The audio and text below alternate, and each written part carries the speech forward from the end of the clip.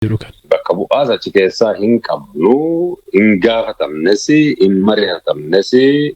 Waraana bilisummaa Oromoo qaama mootummaa ce'umsaa kanaa haa ta'u gaafa jedhame waraana bilisummaa Oromoo nutuu hoogganaa jira, nutuu gaggeessaa jira. Kanaaf nu jalatti isa jalattidha kubbabaadhu. Warri jedhu eenyu jaarsoliitu jedha. Eenyuun jedha. ABO fi KFO jalatti jedha jechuudha. ABO'n jaarmiyaa of danda'e mataasaa danda'e kaayyoo siyaasaa qabu, galma siyaasaa qabu.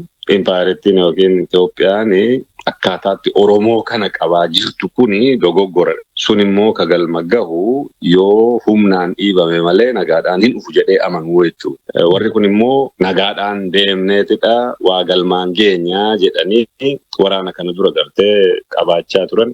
KFO'n waraana qabaatee yuun beeku. ABO'n ka Eertiraa keessaa 300 sana booda immoo dhiibbaa fi gartee shiraanii dhiharraa nama 800 galchuun yaadatamaa jechuudha. Ammallee shira ittiin waraana bilisummaa Oromoo keessaa namoota dogoggorsuudhaaf akkuma yeroo darbee sana gochuu yoo taate malee waraana bilisummaa Oromoo jaarmiyaa akka siyaasaatti ofiisaatiin of danda'ee kaayyoo fi sagantaa siyaasaa ABO'n durirraa qabaachaa ture.